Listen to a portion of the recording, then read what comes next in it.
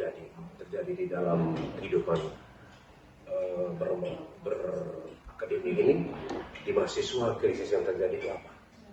Krisis yang terjadi itu apa? Bagaimana cara mengatasinya?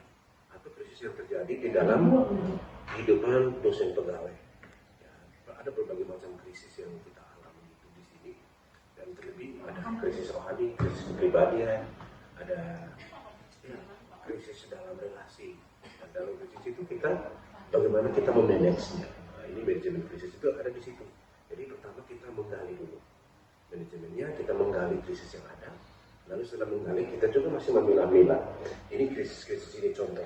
Oh, krisis ini karena pergaulan misalnya. Pergaulannya bagaimana kita memanagenya.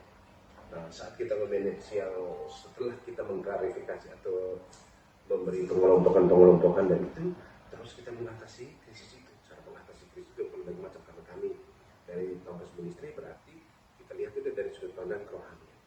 Dari sudut pandang kerohanian, lalu sudah itu sampai pada masuk ke pribadi atau orang yang mengalami krisis itu, kita mulai dengan ini konseling itu ada di dalam.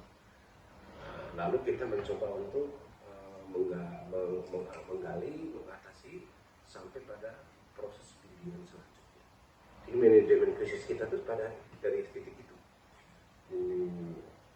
mengatasi persoalan yang ada dengan metode itu manajemen dalam sudut pandang kerohanian atau spiritualitas, dan sampai pada titik gimana penyelesaian krisis itu. Dan itu pasti tentunya kembali pada diri, ada kerjasama antara dari kampus ministry dengan orang yang kita mau berhadapan dengan situasi-situasi yang mereka alami. Dan itu terjadi hampir setiap hari. Makanya tadi orang datang saya pikir persoalan apa lagi, tapi padahal untuk mewawancara gitu, seperti itu. Mungkin pernah itu Pak. Solusi yang Pater bisa tawarkan untuk kita, mungkin seperti saya untuk datang ya, solusi terbaik yang bisa Pater tawarkan, apakah dengan kita terus mendalam untuk membahas tentang satu krisis yang seperti yang saya alami dengan Pater, apakah itu bentuk dari penyelesaian yang bisa kita kasih habis di kampus ini atau punya opsi lain gitu Pak? Ya, untuk habis dan tidak itu tergantung dari setiap pribadi ya. Jadi opsi yang pertama di kampus ministry itu adalah bagaimana kita mengajak untuk masuk dalam diri, menggali persoalannya, tapi penyelesaiannya itu dari sudut pandang rohani, dari sudut pandang kita suci, terus dari pemahaman spiritualitas, lalu sampai membantu dia untuk menemukan. Dan itu proses penyelesaiannya itu kita kembalikan kepada pribadi. Jika tidak bisa selesai, itu kita juga bisa manajemen krisisnya kita ke mereka yang lebih berkompeten. Itu sudah sampai pada yang mereka tidak mampu memiliki orang psikologi, dan itu konsep pembimbingan konseling mereka itu. Bagaimana kampus ministry memberikan salah satu solusi atau memberikan tanggapan mengenai krisis-krisis mahasiswa, artinya mahasiswa yang takut datang ke kampus ministry, bagaimana dia harus datang ke mana? Kan dulunya apa tuh kita tahu bahwa mahasiswa takut untuk bercerita dengan keadaan psikologi, mungkin kita bisa kasih jalan kedua. Iya, jalan keluar lain itu kan kita selain karena ini dia terbuka untuk siapa saja untuk datang, tapi kita tuh ada kegiatan-kegiatan.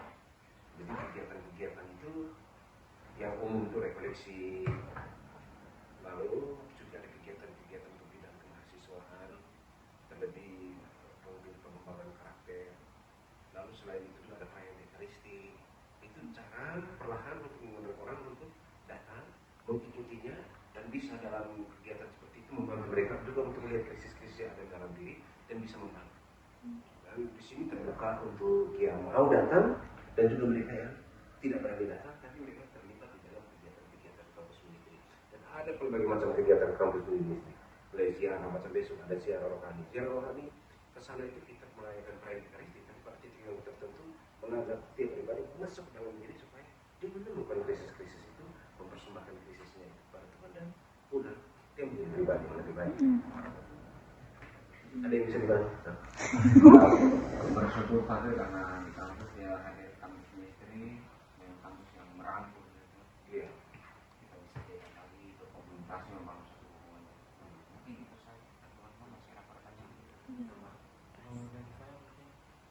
bagaimana dari kampus ministry agar menjaga supaya itu krisis tidak terulang lagi begitu. Iya, memang kampus ministry bukan satu-satunya tempat untuk bisa penyelesaian krisis itu.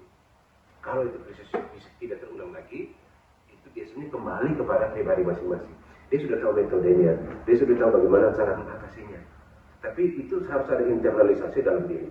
Nah, internalisasi dalam diri itu akan membantu dia untuk menyadari bahwa dia tidak akan mungkin ulang. Karena dia sudah menemukan metode. Dan kalau kamu sendiri ajakannya lebih dari itu adalah kamu bisa mengatasi persoalan itu pertama engkau harus dekat dengan Tuhan. Jadi semakin dalam dia dekat dengan Tuhan, semakin krisis itu tidak akan terulang. Kalau toh ada krisis dia mampu mengatasinya. Bagi pribadi saya kurang masuk sekolah pada saat ini. Ternyata krisis itu muncul, saya tidak mampu menghadapinya. Krisis itu akan datang setiap hari, kapanpun. Tapi tidak semua orang bisa memanage krisis. Berarti dia pertama harus manage sendiri. Kalau dia bisa manage sendiri, dia akan manage krisis-krisis itu. Kalau itu pengenalan diri. Ada satu istilah, no fearing man, no fearing fair. Saya kenal Tuhan, saya kenal engkau. Saya kenal diriku, saya kenal Tuhan. Semakin saya kenal diri sendiri, saya akan semakin kenal Tuhan. Dan itu artinya persoalan beres. Persoalan akan datang, saya akan mampu bereskan dia. That's